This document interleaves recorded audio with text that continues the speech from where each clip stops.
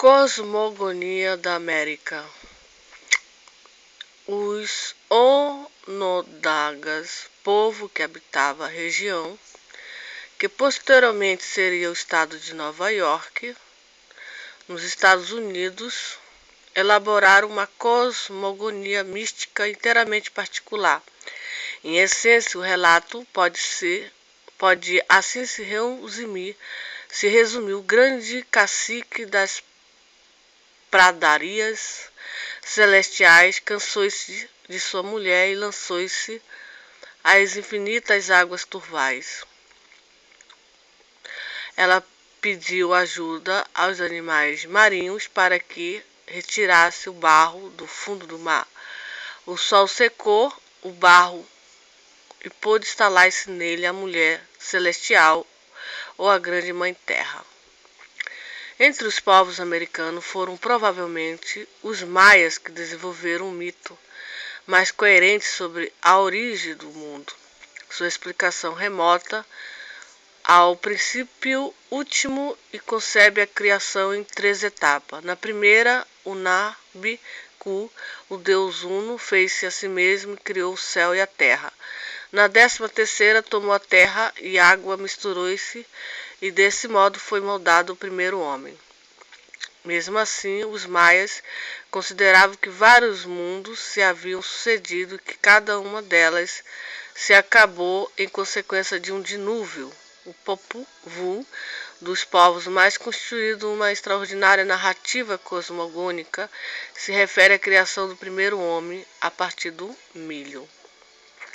Em outras religiões amerindias, as crenças e mitos cósmicos também se relacionam com elementos da natureza.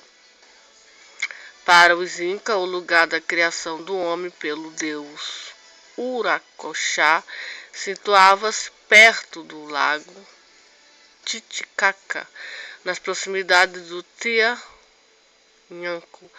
Os astecas, segundo o código matritense, situavam-se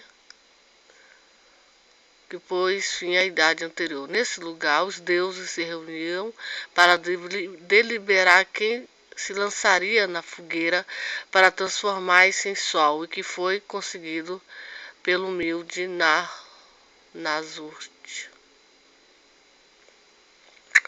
No Brasil, a cosmogonia dos índios se reporta ao Criador do céu, da terra e dos animais. O Monon dos Tupinambás é um criador do mar, que os jesuítas consideravam a expressão mais adequada da ideia de Deus surgida nos domínios de catequese. Teoria Big Bang. O universo não surgiu de uma grande explosão, pelo menos da forma como uma bomba explodiria. O termo Big Bang, grande explosão em inglês, foi escolhido como mais simples definição do modelo científico que afirma que há bilhões de anos todo o universo estava concentrado em um espaço tão longínquo que faria qualquer particular parecer gigantesca. De um início muito mais quente que o inferno, incrivelmente mais apertado que um ônibus às 6 da tarde, o cosmos passou a se expandir e a esfriar rapidamente. Essa explosão teria ocorrido em todos os pontos do universo ao mesmo tempo. O segundo erro é ainda mais grave. Nenhum cientista é capaz de dizer o que se existia antes do Big Bang. Pode até se realmente não houvesse nada, a não ser impossível que existisse alguma coisa. O fato é que essa questão ainda desafia as mentes mais brilhantes do planeta. Para chegar até aqui, a astronomia precisou de um milênio de pesquisa e perspicácia, mas nos bastidores, a história de uma das maiores teorias de todos os tempos também traz relatos da intriga, vaidade, fuga, espetaculares bobagem. 100% periferia. Para conhecer a história complexa do Big Bang é preciso voltar ao século IV a.C. Isso porque o primeiro passo em direção a ele foi dado por um filósofo grego, Aristarco, que propôs uma ideia ousada: a Terra não seria o centro do universo, mas giraria em torno do Sol. O modelo foi considerado ridículo e ficou esquecido por 2000 anos, até que um polonês atrevido escreveu sobre as revoluções das esferas celestes. Nicolau Copérnico, o autor do tratado, voltou-se contra a teoria dominante do grego Ptolomeu, segundo o qual a Terra estaria no centro de tudo. A obra de Copérnico saiu em 1543 e só então ele percebeu uma terrível traição. No prefácio escrito sem o seu consentimento, sua teoria era apresentada como não necessariamente verdadeira, nem ao menos provável, e a hipótese de que o Sol estava no centro do universo era considerada absurda. E punhada só foi possível porque durante a impressão do livro ele estava de cama se recuperando de uma hemorragia. Morreu no dia em que recebeu a edição. Ao longo das décadas seguintes, na Dinamarca, o astrônomo chamado de Tycho Brahe havia ganho tanta reputação que o rei Frederico II deu a ele uma ilha e dinheiro para construir um observatório. Apesar dos lunetas, a especialidade da ilha era as festas. As pessoas importantes eram convidadas para a cerimônia, animadíssimas, que contavam com a presença de Jip, um anão que fazia as vezes de bobo da corte. Em 1588, com a morte do rei, Brahe perdeu seus privilégios. Acabou tendo de abandonar o castelo, as badalações e migrou para Praga, onde conheceu o alemão Johannes Kepler. Era uma dupla perfeita. Brahe fazia as mais precisas observações da época. Kepler, que seria o melhor intérprete desses dados, descobriu 3 coisas fundamentais. O planeta não se move em círculo, mas em elipses. A velocidade desse planeta varia continuamente. O Sol não está exatamente no centro dessas órbitas. A suspeita se confirmou com as pesquisas do italiano Galileu, um católico devoto que tirou proveito dos recém-inventadas lunetas. Ele percebeu que havia luas em torno de Júpiter e que era uma prova incontestável de que a Terra não era o centro do universo. Acabou condenado pela Inquisição à prisão domiciliar. Einstein contra Einstein, antes de tornar o mais famoso físico da sua época, uma referência para os séculos seguintes, o inglês Isaac Newton teve uma infância conturbada. Seu pai havia morrido 3 meses antes do seu nascimento. A mãe se casou com um homem mais velho que não permitiu que o garoto Isaac morasse com eles. Abandonado, Newton se tornou um homem amargo e às vezes cruel, a ponto de, quando se tornou inspetor da Casa da Moeda Britânica, mandar enforcar e esquartejar os falsificadores que tiveram o azar de passar pela sua frente. Mesmo assim, construiu as fundações de uma nova ciência. A sua lei da gravidade, 1667, ensina que todo objeto do universo atrai outro objeto. Ensina que todo objeto do universo atrai outro objeto. O poder da fórmula é resumir tudo que Copérnico, Kepler, Galileu vinha tentando explicar sobre o sistema solar. Escreveu em inglês Simon Signe, Big Bang, um livro que descreve a história dessa explosão, ou seja, uma maçã cai no chão, não porque se dirige ao centro do universo, mas porque a Terra e a maçã têm a mesma. Porque a Terra e a maçã têm massa. Assim a lei explica, por exemplo, por que os planetas fazem uma órbita elíptica em torno do Sol e que havia sido demonstrado por Kepler. As descobertas permitiram que os cientistas entendessem o funcionamento de todas as estrelas que conseguiu ver na época, mas não dava a mínima pista de onde saiu aquilo tudo. Um grande passo nessa direção veio em 1915, quando o alemão Albert Einstein, então já famoso e acostumado, revolucionou a física, resolveu mudar tudo de novo e apresentou sua teoria de relatividade geral. No centro dela estava a noção de que tanto o tempo como o espaço são flexíveis formáveis por fatores como velocidade, energia e gravidade. Só tinha um problema com o universo, era molengão e as estrelas se atraíam todo o espaço, já deveria ter se curvado e desabafado sobre si mesmo. A ideia parecia ridícula.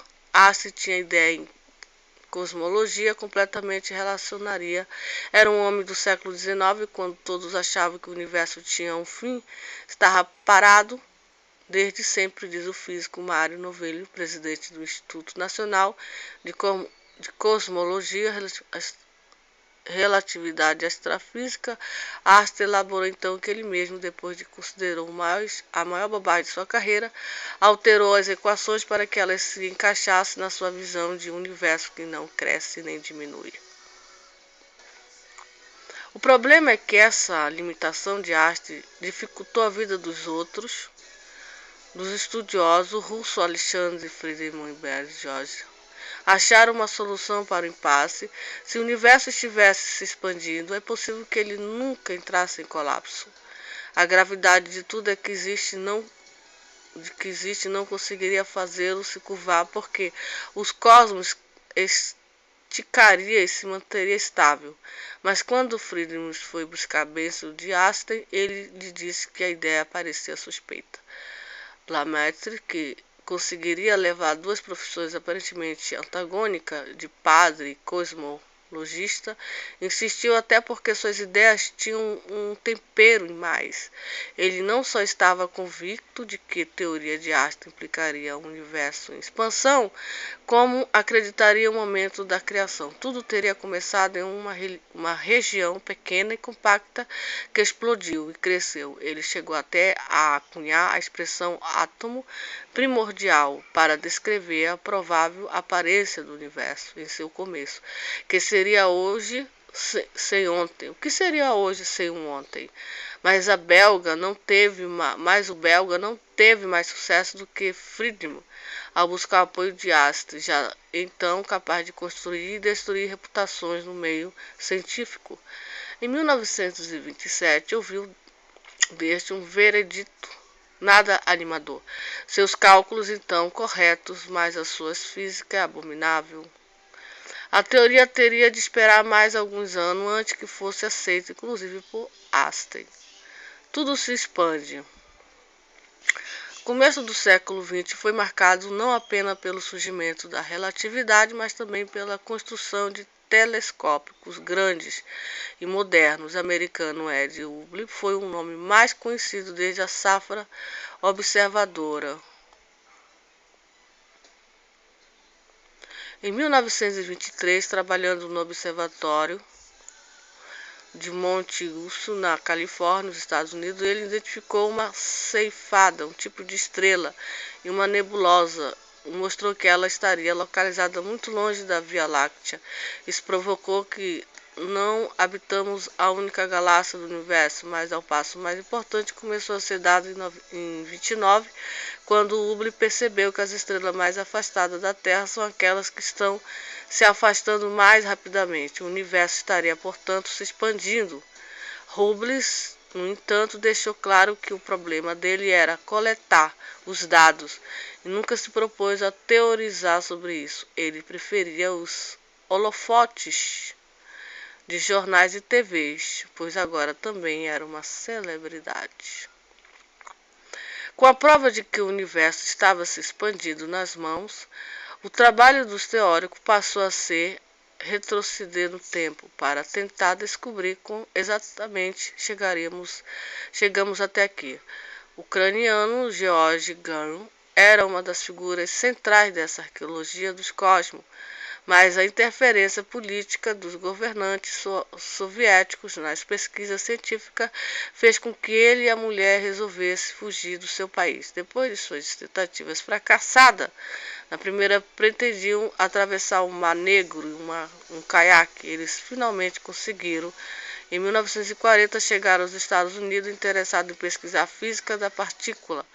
O ucraniano percebeu que ali não havia mais ninguém estudando o tema seriamente.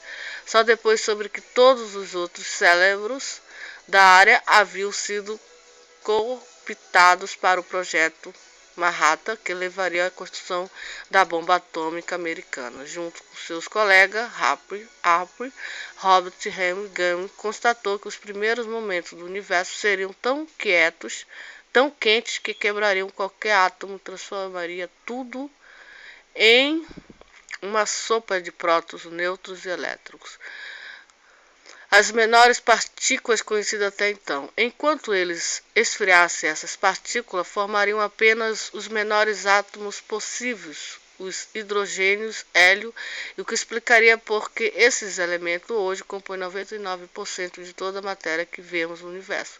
Eles também previram que 300 mil anos depois da explosão, teria havido a liberação de uma enorme quantidade de luz que faria o eco luminoso no universo. Isso poderia ser percebido hoje. Foi então que o debate se acirrou. Para uns, o universo estaria se expandindo a partir de um momento inicial, e para outro, ele era eterno e provavelmente infinito. Um dos maiores defensores da segunda hipótese, Ingrid Fred Uhl, chegou a dizer que o programa da rádio BBC, que não via nenhuma boa razão para preferir essa ideia de Big Bang, o intuito de Rony era ironizar, mas a primeira vez que alguém usava esse termo para se referir à teoria, e o apelido pegou. Para o azar de Rony, essa ideia de Big Bang só ganhou evidência a partir daí. Uma das principais descobertas foi feita por Arno Pesenha, Robert Wilson, dos laboratórios Bell em meados dos anos 60. Eles detectaram o ruído dos seus aparelhos de radioastronomia. Com isso, não se deixaram trabalhar. Eles foram atrás da razão. Acabaram descobrindo que se tratava da radiação cósmica de fundo, o eco do Big Bang previsto por Gauss. A confirmação dessa radiação deu credibilidade ao modelo desde então. Ele tem se refinado com inúmeras observações, diz o físico brasileiro Marcelo Gleisi, dos Estados Unidos. Tô cansada já.